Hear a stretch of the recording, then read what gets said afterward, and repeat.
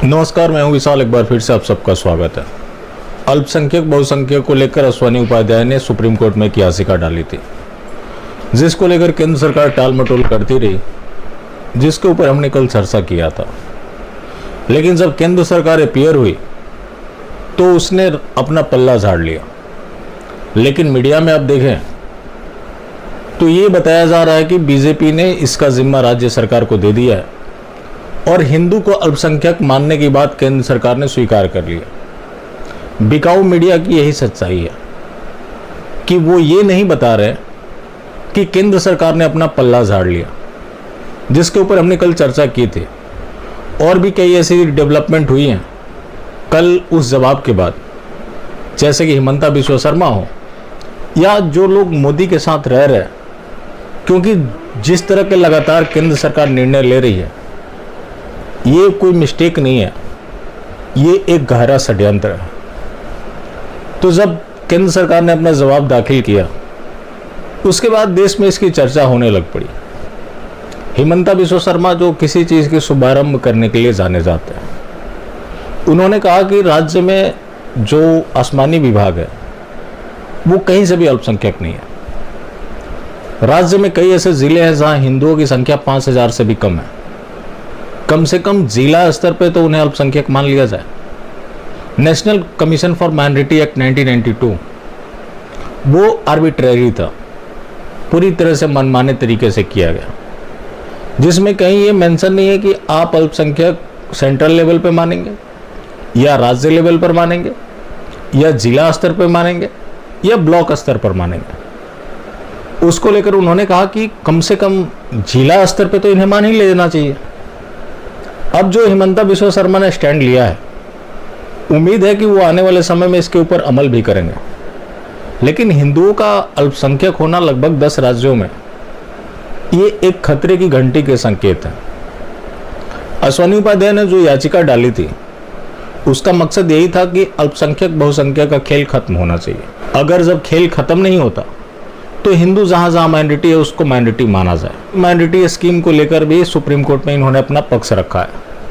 उन्होंने कहा कि जो 1992 का national commission for minority act है या फिर national commission for minority educational act 2004, ये आर्बिट्रेरी नहीं है। लेकिन इस एक्ट को लेकर ये लोग पानी पी पी कर कांग्रेस को कोसते हैं, लेकिन आज इसे ये लोग कॉन्स्टिट्यूशनल बता रहे हैं। जो स्कीम चलाई जा रही है उसको लेकर केंद्र सरकार ने अपना जवाब दाखिल किया कि हम अनप्रिविलेज सेक्शन को दे रहे हैं, क्योंकि वो लोग मुख्य धारा से अलग रह गए थे। इसमें किसी का अहित नहीं हो रहा। आप एक चीज देखते होंगे, जब भी मुख्तार अब्बास नकवी ट्वीट करता है तो उसका पूरा स्कीम मजहबी लोगों के लिए होता है, लेकिन नीचे ये लिखना नहीं भूलता, सबका साथ सबका विकास, सबका विश्वास और सबका प्रयास। लेकिन इस सबका में हिंदू कहां आता है? तो इन लोगों ने जो शब्दों की जादूगरी की और जो मीडिया का खेल रहा, आम लोगों तक इनकी सच्चाइयां पहुंचे ही नहीं। अब बात है जफर सरेशवाला की। अब आप कहेंगे कि जफर सरेशवाला यहां कहां से आ गया? जफर सरेशवाला मोदी जी का खास आदमी है। मौलाना साहब गिरफ्तार नहीं हुआ, उसके पीछे उसकी बड़ी भूमिका थी, क्योंकि जफर सरेशवाला खुद तबलीगी जमात का, ये रहे उसके प्रमाण। उसने रोड पे हो रहे नमाज को डिफेंड किया था और बोला कि ये स्पेशल मिशन की प्रेरणा देता है। वो स्पेशल मिशन क्या है? मिशन गजवाए हिंद। और मैंने कई बार इस चीज का जिक्र किया और जोर देकर कहा है कि जुमला एक्सप्रेस को नहीं रोका गया तो इसका अंतिम पड़ाव मिशन गजवाए हिंद है। इसी जफर सरेशवाला का 2016 का स्टेटमेंट है कि जाकिर नाइक एक इंपॉर्टेंट वीपन है आईएस से लड़ने के लिए। इसने जाकिर नाइक को भी डिफेंड किया था। मोदी जी का खास है, मोदी जी के कसीदे पढ़ता है। भारत में एक नैरेटिव आपने देखा और लोगों ने मान भी लिया। कोई कैमरा के सामने आसमानी आकर बोल दे कि जय श्री राम, वंदे मातरम, जय हिंद, बीजेपी मोदी की तारीफ कर दे, तो आम हिंदुओं को लगता है कि उसे हम सर पे ही बिठा कर रख लें, और ऐसा होता भी है। जफर सरेसवाला राष्ट्रवादी आसमानी माना जाता है क्योंकि ये कसीदे पढ़ता है और मोदी जी से काम करवाता है, वरना जिस तबलीगी जमात को आतंक का गेट बताकर सऊदी अरबिया ने बैन कर दिया, भारत में उसके खिलाफ मामले लंबित है, आज तक मौलाना साद गिरफ्तार नहीं हुआ।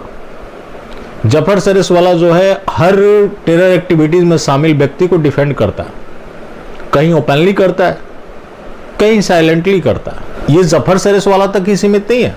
इन हिंदूवादियों की असलियत यह है कि मौलाना कलीम जो धर्मांतरण रैकेट में पकड़ा गया, उसका आरएसएस प्रमुख से मिलना जुलना था। जमीयत उलमाए हिंद का मौलाना मदनी, वो भी आरएसएस की तारीफ करता है, लेकिन आतंकवादियों का केस लड़ता है। हिजाब विवाद पर जब कोर्ट का फैसला आता है, जमीयत उलमाए हिंद उसका विरोध करता है, लेकिन उसका भी मोहन भागवत के साथ मिलना जुलना होता है। तो आखिर ये लोग किस मिशन के ऊपर काम कर रहे हैं? लेकिन मास्टर स्ट्रोकवादियों की माने तो ये रणनीति समझना बहुत मुश्किल है, और ये लोग हिंदू राष्ट्र की दिशा में काम कर रहे हैं। लेकिन ये कहीं से हिंदू राष्ट्र की शुरुआत नहीं है, देश नीतिगत फैसलों से चलता है। अगर आप इनकी नीतिगत फैसले को उठाकर देखें तो ये लोग मिशन गजवाए हिंद के लिए काफ़ी तेज़ी से काम कर रहे हैं, जो कि खुलेआम दिख रहा है। लेकिन अब भी विकल्प नहीं है। तो अभी तो कई ऐसे विकल्प हैं जो दिख नहीं रहे, लेकिन इस तरह का काल चलता रहा तो आने वाले समय में बिल्कुल भी विकल्प नहीं बचेगा, क्योंकि इनकी साजिश कितनी गहरी है और इनके साथ रहने वाले लोग कितने खतरनाक हैं। जफर सरेसवाला ने अरफा खानम सिरवानी के सामने मोदी की तारीफ कर दी थी, वो देखते रह गई। उस वीडियो को हर जगह चलाया गया कि अरफा खानम सिरवानी की इसने बोलती बंद कर दी। ये मैटर नहीं करता, सब अपने अपने तरीके से काम कर रहे हैं।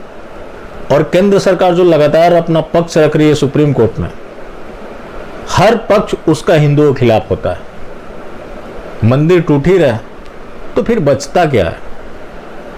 इनका मिशन क्लियर है, लेकिन आम लोग कंफ्यूजन में हैं, जिसकी वजह से जुमला एक्सप्रेस काफ़ी तेज़ी से हिंदुओं को चलते हुए आगे बढ़ रही है।